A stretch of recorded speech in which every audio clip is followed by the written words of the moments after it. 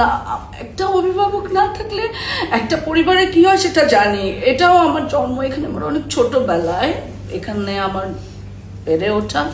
এবং আমি যেসব ছবিতে অভিনয় করেছি, আমি হুমায়ুন ফরিদি স্যার থেকে আরম্ভ করে সুচরিতা ম্যাডাম থেকে আরম্ভ করে অঞ্জনার সবাইকেই আমি পেয়েছি।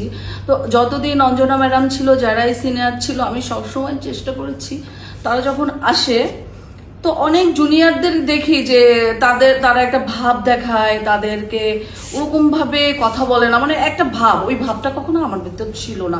আমি সবসময় চেষ্টা করি যারা সিনিয়র আছে তারা যখন থাকে আমি সব ভুলে যাই, আমি তাদের এন্টারটেনমেন্ট করতে ব্যস্ত থাকি, কারণ তারা মানে এই জায়গাটায় এসে বোরিং না ফিল করে। সো সেখান থেকে আমার এখানে আসা, এবং আমি সবসময় সিনিয়রদের পাশে থাকি এবং ভালোবাসি। আমি রোজিনাবাকে অনেক ভালোবাসি, অঞ্জনা আপনাকে অনেক মিস করি, এবং যখনই আমি কোনো সিনিয়র দেখি আমি চেষ্টা করি আমার সম্মানের সর্বোচ্চ তাদেরকে দিতে।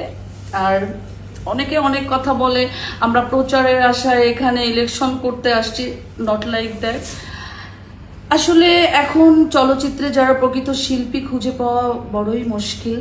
সেখান থেকে একজন রোজিনা আপা আমাদের মাঝে আছে, আমরা আছি, জয় চৌধুরী আছে, শিবা শানু আছে। শিবা শানুর সাথে আমি 98 সালে এখানে চলচ্চিত্রে এসেছে এবং আমি এসেছি 2000-এ। আমরা একসাথে অসংখ্য ছবি করেছি।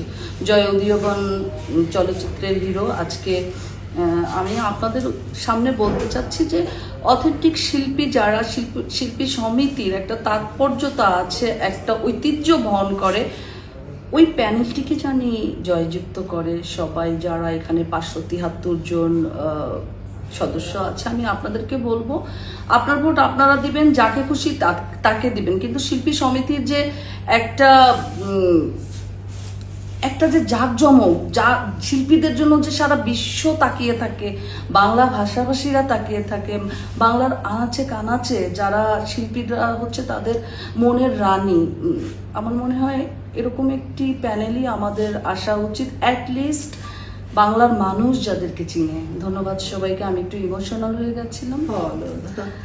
আপনারা সবাই আমার জন্য দোয়া করবেন, আমাদের প্যানেলের জন্য দোয়া করবেন, শিবা শানু, জয় চৌধুরী প্যানেলের 21 জনের জন্য দোয়া করবেন। আমরা আপ্রাণ চেষ্টা করব ভোটারদের কাছাকাছি পৌঁছানো। জানি না কতটুকু পারবো, বাট চেষ্টার কোনো ত্রুটি থাকবে না। ধন্যবাদ সবাই।